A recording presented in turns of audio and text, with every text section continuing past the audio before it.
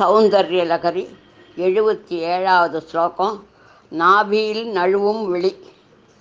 யதேதத் காலிந்தீ தனுதர தரங்காக்ரிதி சிவே ஸ்ருஷே மத்யே கிஞ்சித் ஜனனி தவ யத் பாதி சுதியாம் விமர்தாத் அன்யோன்யம் குச்சகலசயோ அந்தரகதம் தனுபூதம் வ்யோமோ பிரவிசதிவனாபிம் குஹரிணி.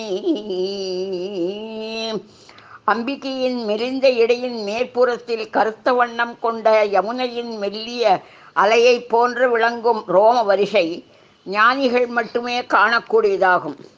இக்காட்சி இப்போது பகவத்பாதருக்கு காண கிடைக்கின்றதாம். மேற்கொண்டு அதனை வர்ணிக்கிறார். நெருங்கிய இரு சனங்களுக்கு இடையே உள்ள நீலவண்ண வெளியானது நசுக்கப்பட்டதால் மெல்லிய கோடாக நழுவி கீழே குகை போன்ற நாபியில் புகுந்து மறைவது போன்று தோன்றுவதாக விளக்குகின்றார். இவ்வாறு தேவியை தியானிப்பவர்கள் ஐம்புறங்களுக்கு எட்டா தலைவிகிழம் அறியும் தன்மை உடையவர், அதாவது சர்வஜர் என்று பெறுவர்.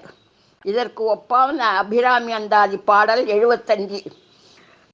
தங்குவர் கற்பகத்தாருவின் நிழலில் தாயாரின்றி மங்குவர் மண்ணில் வழுவா பிறவியை மால்வரையும் பொங்குவர் அழியும் ஈரேழ் புவனமும் பூத்த உந்தி கொங்கியற் பூங்குழலாள் திருமேனி குறித்தவரே.